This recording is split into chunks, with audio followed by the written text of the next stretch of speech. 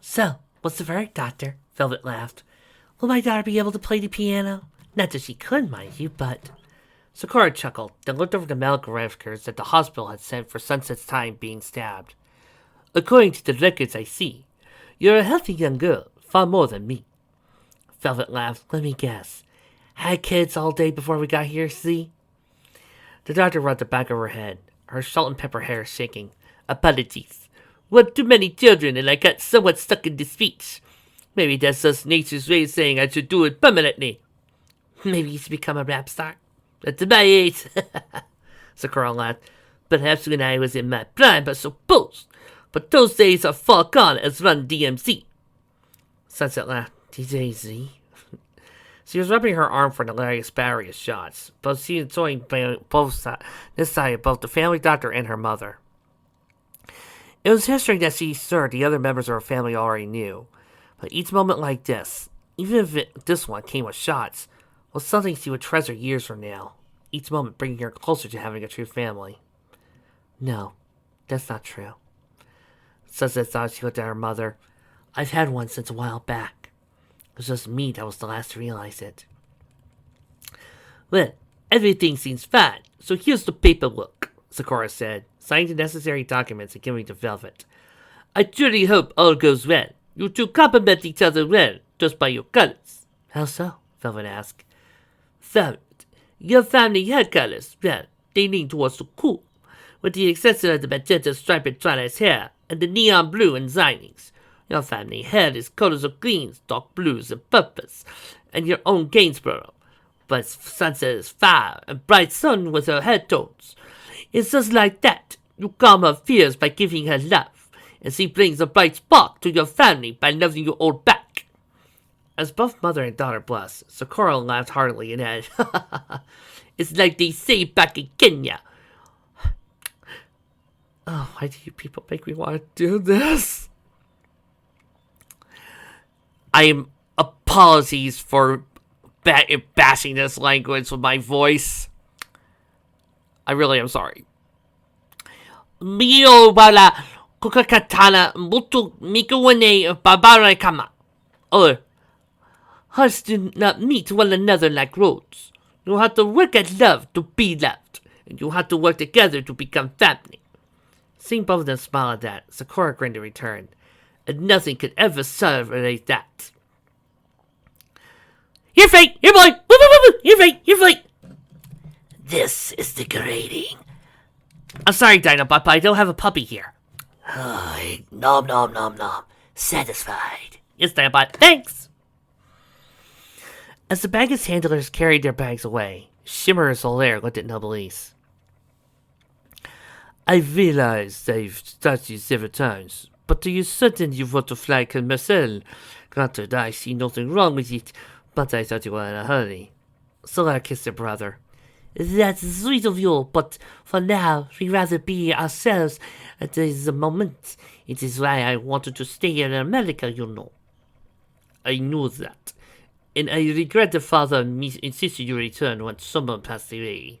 He told her, I know you've never wanted any part of the family business, Solaire, especially given the events of the past few years. As my husband would have said, Solaire's musical voice smiled, being royalty sucks us. Did Dad really used to say that? Shimmer asked. Noblesse laughed. Of course he did. You should have seen the day he found out that his beloved girlfriend was a member of the Bonaparte family and is also a princess. It was during a time that I had the chance to visit them in Canterlot. And bear in mind that your father didn't even know your mother from money, but that's righty. Solaire smiled.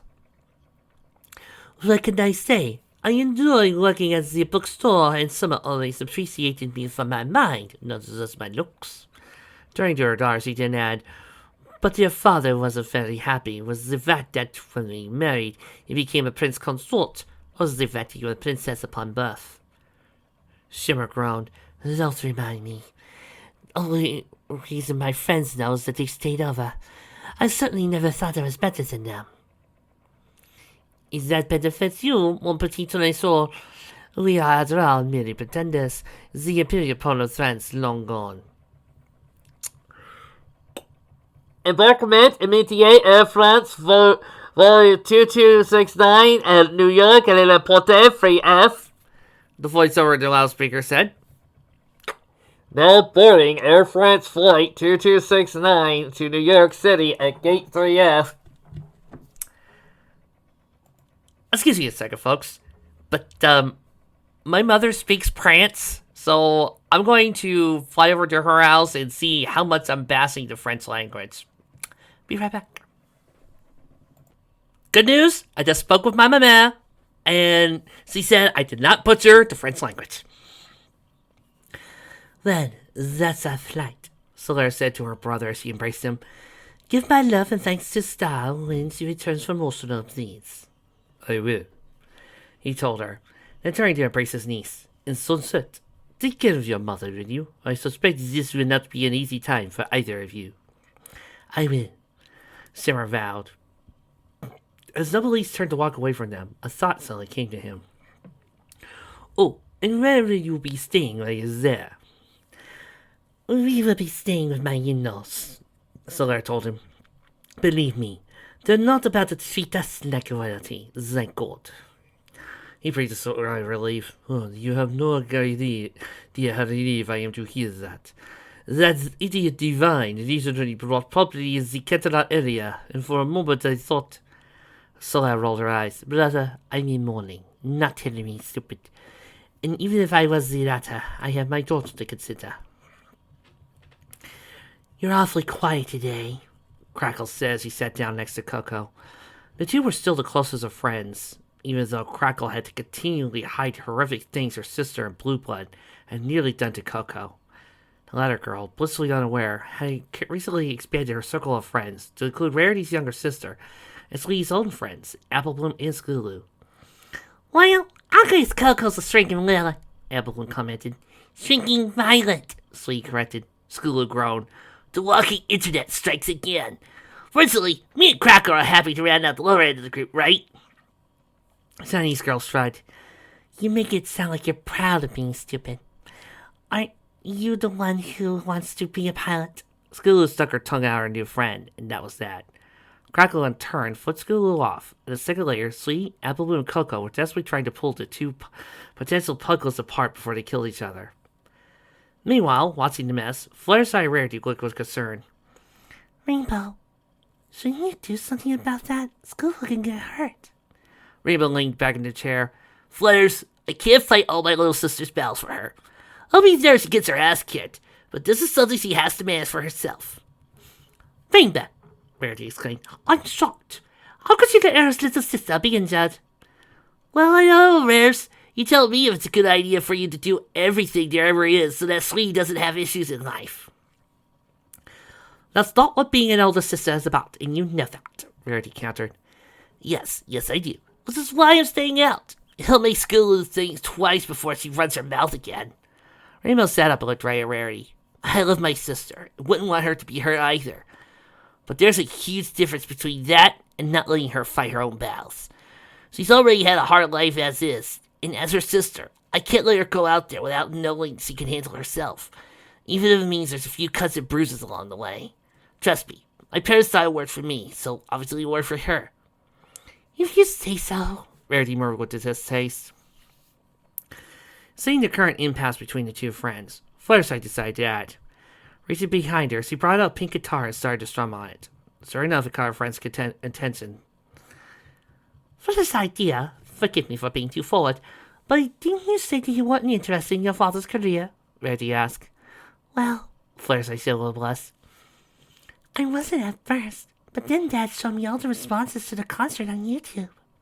The chiffon-haired teen didn't seem to shrink into herself as she mumbled something incomprehensible. Sorry, couldn't hear that, Flutters, Rainbow said with a grin. She, of course, been the first to hear it and hadn't stopped teasing her friend since. They all called me hot, Fluttershy finally said, her cheeks radiating enough red to rival a stop sign. One guy even made a video of his own to ask me to go to his prom. He's in Cleveland. Based on that, Dad suggested I practice in case I change my mind. But he doesn't want me to do it full time unless I'm serious about it. The look on her face sobered briefly as she said, he doesn't want me to suffer the sort of thing that made him have to live away from us for so long. Yeah, well, I guess if anyone knows what the fuck they're talking about, it'd be your old man, Raymond commented. Anyway, did she tell her about the rest? What rest? Still strumming a guitar, Fluttershy added, Pinky asked me to play at Sunny's post-adoption party. It's supposed to be a surprise, since he still has to ask Taffy, who's supposed to play as well. I thought it'd be fun, so I agree. Verity smiled. Thought it would be an awful idea. It would be an ideal way to sing to the sunset how much has changed for her in the past year. I can't think of a better way to do it. Meanwhile, back with the apples. Blakely, Aljack said, looking at Fred, that's the dumbest idea I heard from you in a while. You know that Flirt's is just gonna freeze up in front of that many people? Nope, Pinky said with confidence. Look at all the people she played in front of when we were in San Francisco. The whole world. She can handle that. She can handle anything. I just hope you're right, Blakely. Meanwhile, let's broke free another, replaced by the heavy panting of two people in Poison's chorus.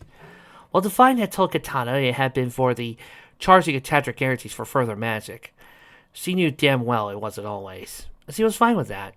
It was part of the bargain between the two that they shared, that of the future emperor and the empress of this realm.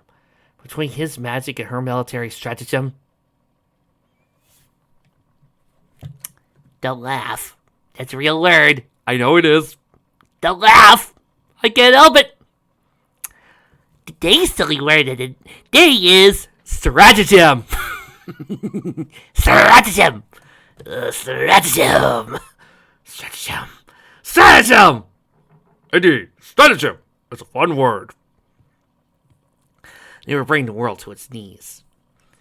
She turned to look at him, and she traced a finger down her well-toned chest. Well, now that we got the pleasure out of the way, let me discuss business. I am always about business, my dear, he said, propping himself on the pillows. How fares your force recall? Every siren not currently involved in training and cleared for combat is en route. My concern now is going to send a massive signal both to CSIS and the Americans. They will respond, and until we have everything under control, I will have 300 of my best troops in danger.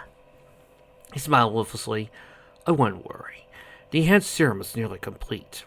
The scientists have been following my orders to the lair to synthesize it from Piano's blood, and they will do so. Or, well, I've shown them the video of what you did to that man back at my mansion. Needless to say, it was quite the motivator. Some people aren't motivated by dear divine, she reminded him. True.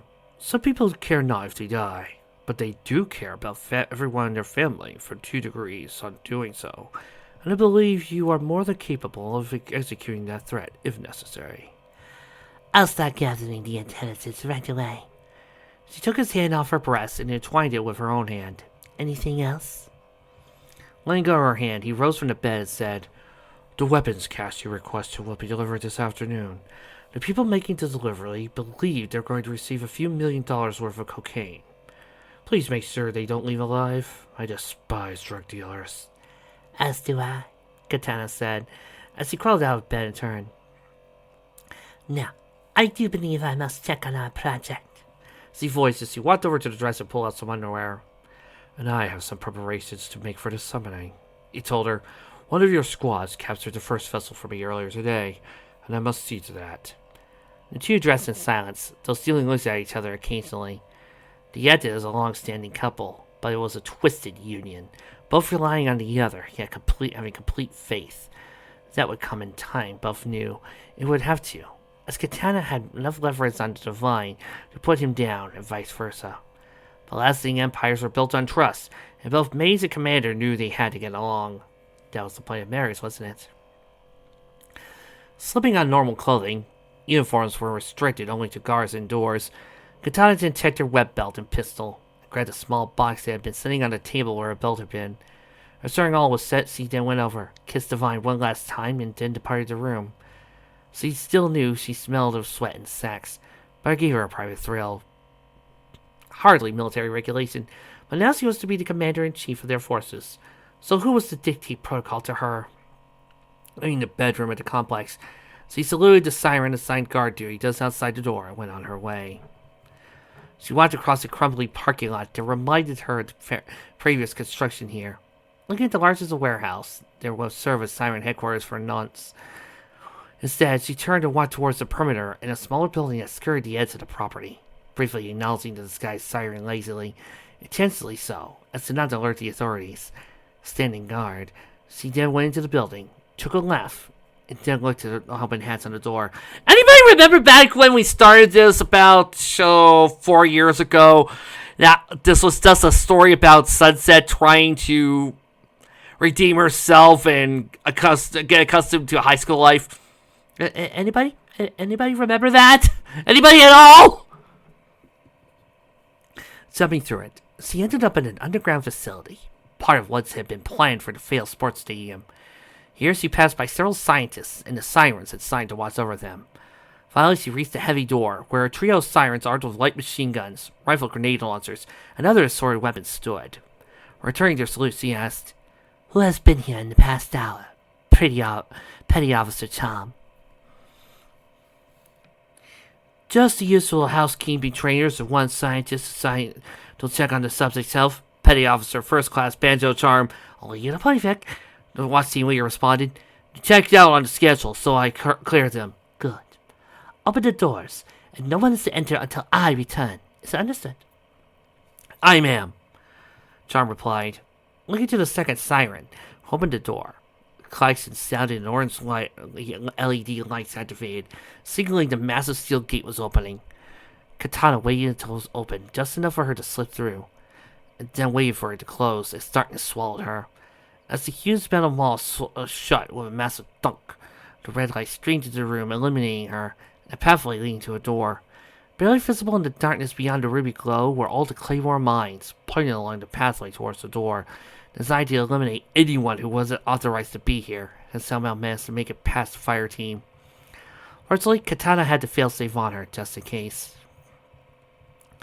Reaching the other door, a dog cat is usually found aboard warships, and a far cry from the other portals of the complex.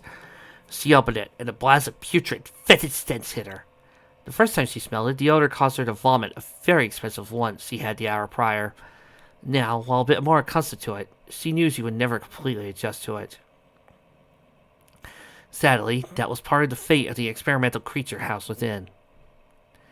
The second room was also dark, save for a single dingy light radiating from the ceiling door.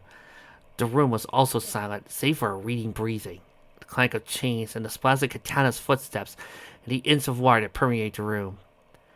"I'm here," Katana said in a soft voice.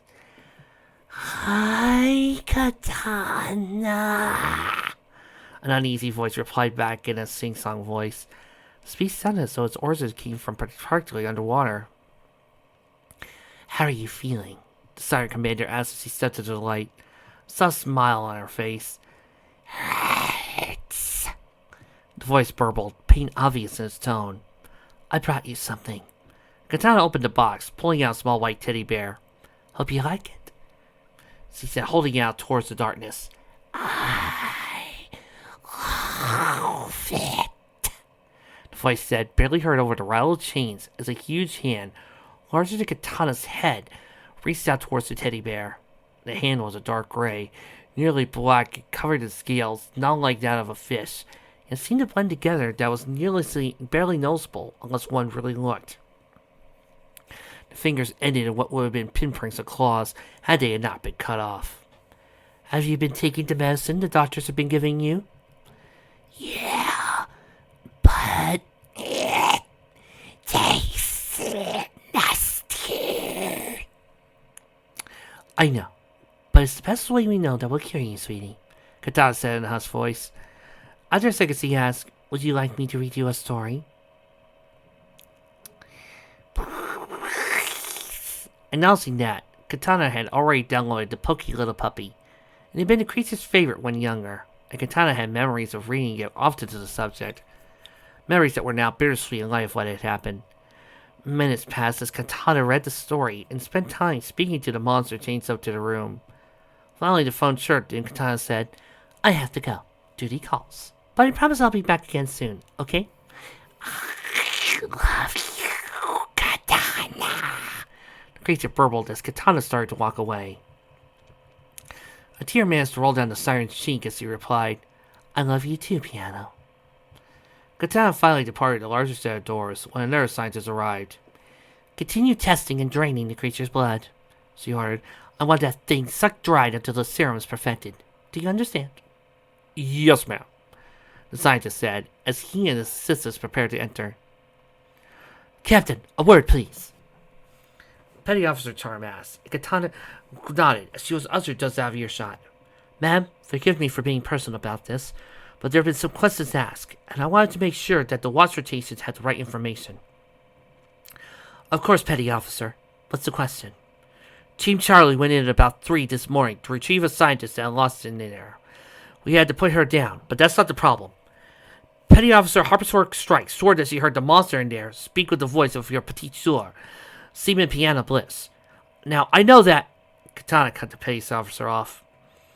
Petty Officer Charm, it pains me to say this, but Seaman Bliss was killed 3 weeks ago. We were ambushed by Les cars, and she had sacrificed herself to make sure I got away.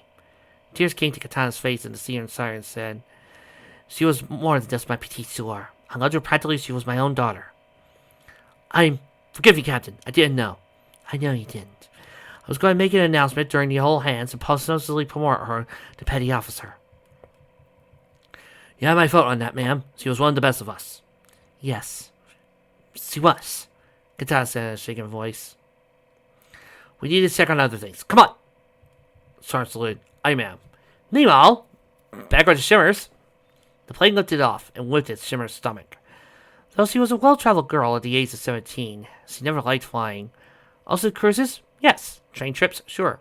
But while air travel could get you from Paris to London in just over 30 minutes, she still hated getting airborne. Solaire, well familiar with her daughter's quirks, looked at the younger woman. Did you take your sickness pills? She ventured. Simmer queasily nodded. Yeah, I did. I'm sure the staff wouldn't be happy if I vomited in first class. Part of me thinks that maybe we should have taken Uncle Nobelise's advice, Mom. Solaire nodded in sympathy to her daughter's illness, but said, I am sorry, mon petit tonson, but I wanted you to have a normal life. I promised your father that if anything happened to him, you would grow up as a normal girl, not a conceited princess. If you wanted an example of vain, spoiled little rat, you need only look at my cousin. I know, but we would have gone to New York faster, right? Solaire smiled wryly. Dear, was it not for my brother's assistance, we would have learned economy. Economy? Silent said never understood why people put up with such cramped conditions for hours on end. Sure, such setups were fine for a bus or metro, but for a confined space of an aircraft? She fought to fight to Cindy last year. Even with a short layover in Singapore, was utter hell. She couldn't dream how anyone would put up for that with hours on end. Solaire saw the looks in her daughter's eyes and gave a wistful sigh. It is not as bad as it seems. Your father and I used to fly like that all the time. We could certainly afford to belie the whole pain. The sassy look came onto her face as he added, Summer always felt that sitting in first class kept you from the world. I remember a time when we were flying economy from Chicago back to Canterlot, and our flight was cancelled because of weather. If we'd taken first class, we probably could have cut it an earlier flight, but we didn't. And instead, we stayed overnight in the airport. You stayed in an airport, not in a hotel? Oui. And you know what we saw? Diamond dust. It's a type of loose powdery snow, sparkling in the moonlight. It was only possible because of the atmospheric conditions. So ride up in space at a tarmac in the full moon at night. If we stayed at a hotel, or if we taken those first-class seats, we would have missed out on the little things in life that make it all the worthwhile. It's the kind of money could never replace. She wiped a tear from her eye as she said, I don't think you'll ever really know how much you lost when your father passed. It was more than just his presence. You lost a breadth of experience and wisdom that I can never hope to pass on you. Not with the intelligent childhood I had. She pressed her daughter's face with a solitary hand. I can only hope to give you an approximation of what your father had, so I can make you into a woman most unparalleled. Shimmer took Solitaire's hand in her own, eyes glistening with the love for her mother. You're doing fine, Mom. Besides, there's just one of me in this world. I really doubt I could ever have anything other than the perfect life you've given me. Elsewhere, The room was ramshackled and looked like something out of a medieval architect's underthought. The chamber was cold as a corpse, drafty and poorly lit. If anything, it was as close to the original specifications of the alchemical chambers of Baldassare di Cavalcanti, with the exceptions of the mirrors and the other items at ECMAH. Divine supposed if you wanted to make it as base as accurate as possible, you could retrieve those items. Perhaps it would put him in touch with the black unicorn that led his father or fathers to greatness. After all, in just a few moments, after years of preparation, he can finally begin to take the steps he so richly deserved. That of the ascent to Emperor of all, a virtual, perhaps even literal, god. And there, on the table, were the 4 items he spent so long and disposed of so much lucre in order to obtain. Admittedly, the first was the easiest to get. Simple grave robbing and expensive spells had allowed him to forge the cask made from the bones of the damned. The hardest part was actually to find where they had been buried and to hire mercenaries to do his story work. While he succeeded in that endeavor, it was when the cutthroats he had hired to turn on him that fate intervened in the method of katana blasts and her sirens rescuing him. By way of destroying a group of mercenaries he later sold them out to CSIS. Realizing their utility, he made plans to include them as his army. A deal was struck, and from that point, things continued apace. Thanks to their efforts and his funding, the 3 pieces now laid before him, each ready to be corrupted from their original purpose and bent to his will. The first was the mysterious Blade of Balance, the so-called sword wielded by a, to this day, nameless sorcerer of incredible power, who was said to assist Merlin himself in defeating a daemon hell-bent on destroying the world. It was never said what had happened to the sorcerer in question. The only proof of existence was his gladius-like sword, blade of pure silver, and a hilted guard of gold. Both so pure that not even modern smelting could create anything that pristine. The second was the Song of Summoning. It had been the song provided to Cavalcanti by the Black Unicorn. Its intent meant to summon the great demon. Why it was never used, Divine didn't know, but it had fallen into various hands around the centuries until its final location in the hands of some wealthy and now dead Sheik of Dubai. The man had only known what he had his hands in, aside from being a mere priceless antique. Perhaps it could have been too late for Divine to act. Fortunately, the fool had only valued only for its aids and not its utility. Divine could be sure to give the document its proper due. Lastly was the Campano Containment. Far from being an ordinary bell, this precious instrument, no larger than a handbell, appeared to be fastened out of red gold, veined with intricate platinum symbols, some of which he had yet to discern. What was even more frightening was its true origin. One of its space was said to be the demon itself, trapped within by the powers of Merlin and that unknown sorcerer, waiting for the day when someone strong enough would come to destroy the beast for once and for all. For here he could feel the power radiating it, and when he rang on it, in addition to the sharp peal of his tones, seemed to be the undercurrent of unnatural growl. It would take some doing, but he could free the demon from within the bell, and make the fiend bow to his will. He was certain of that. But for now, he had to start somewhere. A first step on the final journey. Taking the blade in hand, he noticed how small it was. This seemed more like a long knife than a true sword. He made him wonder if the ancient unknown sorcerer had really been a woman, or perhaps even a child. Regardless, said sorcerer once hefted a sword worth more than all the treasures in the world, and he used it to bind a wondrous beast that would soon serve Divine's every whim. Slipping the blade into his belt, he reached over and grabbed the cask of the dam in his opposite hand, readied everything for a second. Against the wall, set in a case made of the finest mahogany, was a spear made of rosewood, the tip made of a finely aimed amethyst. The spear was said to have once been in the ownership of Charlemagne, one of the ancestors of the pathetic kings of France, a weak group far from power and far from promise, nothing like his imperial line. Granted, the House of Bonaparte had been started by a braggart with more bravado than brains, but it had been that bravado that once claimed France, and allowed that dolt to marry his wife, introducing the blood of Cavalcanti into the Bonaparte line, and thus assuring that Divine had a rightful claim to the rule of France, a jumping point to his eventual command of all. Between his grimoire and the magical spear of Carolus Magnus, he would be supreme. But enough of that for now. He had work to do. Gently sitting inside the spear's case, Divine deployed his free hand at the nearest wall, the violent force of his magic coming into play. The wall strobed with the same color. With that, he He walked through the walls so it wasn't there. This room, completely sealed and inaccessible save through the magnificent means, contained very little, save for a wooden bench and a naked bound girl that was chained to it.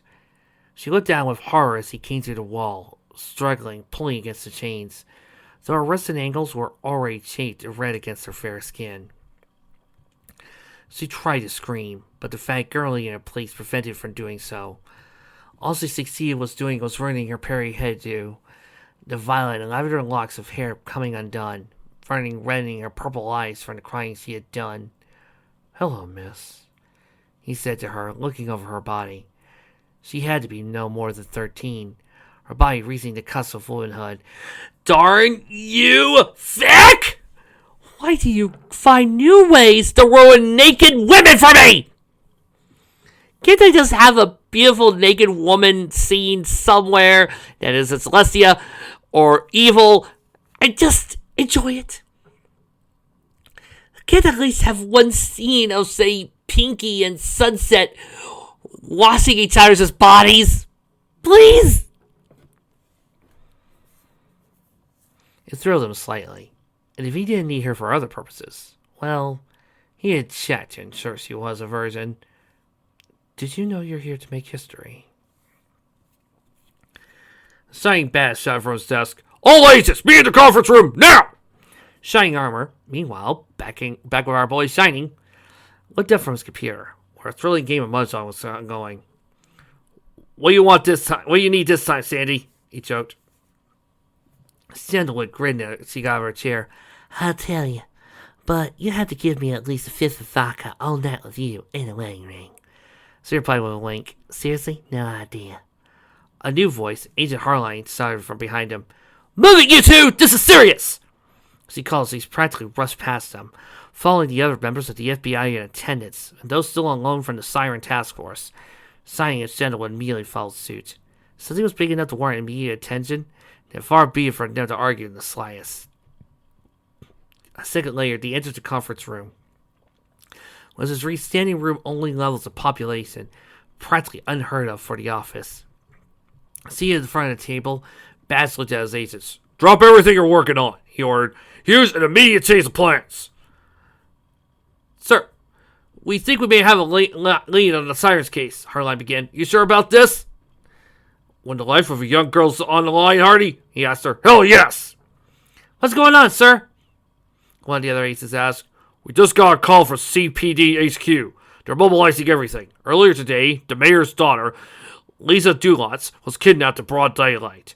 The assailant shot the mayor's husband several times. He's at the Camelot Regional, in critical distance. As for the kidnappers, they left a card.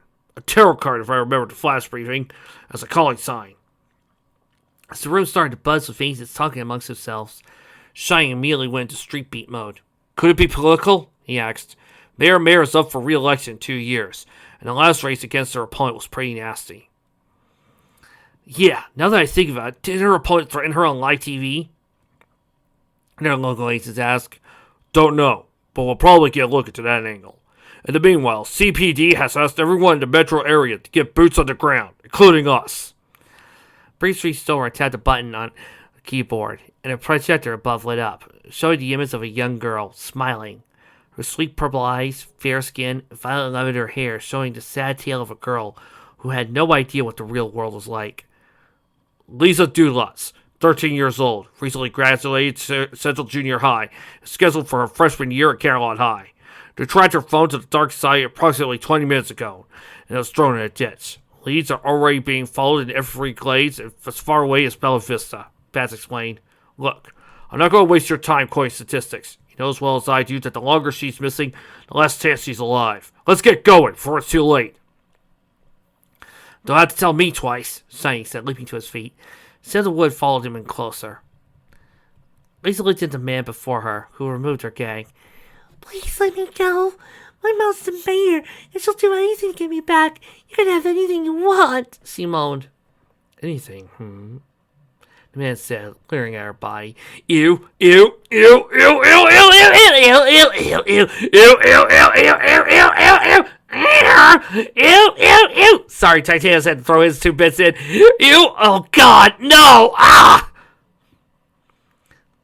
Lisa, having just had to talk with her parents a few months ago, now knew what the look was for, and it sickened her. But it made her freer, she would do it. Yes, I'll do it. I'll do anything you want. Just please, let me go. The tears started again. The man smiled at that, but he seemed to derive joy from her pain and horrified her even more. You know, folks, if you feel a little creeped out by the following scene, it means you're human. Hold on to that. But what if I don't want to let you go? He asked her. His voice was clearly accented, which meant he was a foreigner. Mexican, maybe? Mother once introduced her to a wealthy Mexican industrialist who was looking to build a factory in the area. As her panicked mind seized through the recollections of that party, she immediately dismissed it.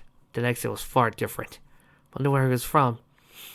I had to remember everything so that if I escape, I'll be able to tell the police. She didn't remember he walked through a wall, but the voice in the back of her mind told her it was impossible. The wall had to be a curtain, or maybe even a hologram or something like that.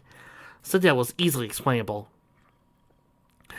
What if I wanted to keep you as a personal pet? He asked, leaning on her knees, placing the knife just before her sex. Ew! Ew! Ew! Ew! Ew! Ew! Oh my God! No! Ah! What if I wanted you to do nothing more than to please me and bear my children? Maybe. Just something that I wish to entertain myself with. Please, mister, she begged, trying to keep calm as her mother warned her. I'll do anything you want. I won't tell anyone. Please, just let me go. I'll do whatever you want. Do you know what I really want? He asked her. My virginity? She nervously offered. Standing above her as he offered everything to him, he felt a rush. Yes, this is what true power is about. Give her a smile, he said. Yes, Miss Donuts. I chose you because you are a virgin. But this has nothing to do with your cute little attempt to offer yourself as my whore. He then methodically held the blade out before her, adding, No, I needed the blood of a virgin, the first of many. Lisa, now realizing what was about to happen, started screaming and pulling against the bonds as hard as she could, as if her life depended on it. Because now it clearly did. Help! Somebody help, please! Raising the blade above and ignoring her screams, Divine looked her in the eyes and said, As I said, you're about to make history, Miss Donuts. The first of the sacrifices necessary in making me Emperor of all. He then got right into her face, listening to her screams at point-blank range and almost savoring them. This will hurt a bit, he told her as he touched her lips with his. Immediately, though she tried her hardest to, no sound came from her attempts to cry. But I assure you, Divine Ray said as he raised the blade above her heart, this is all I got in the end. After all, it is my divine right. He brought the blade down, and all was red.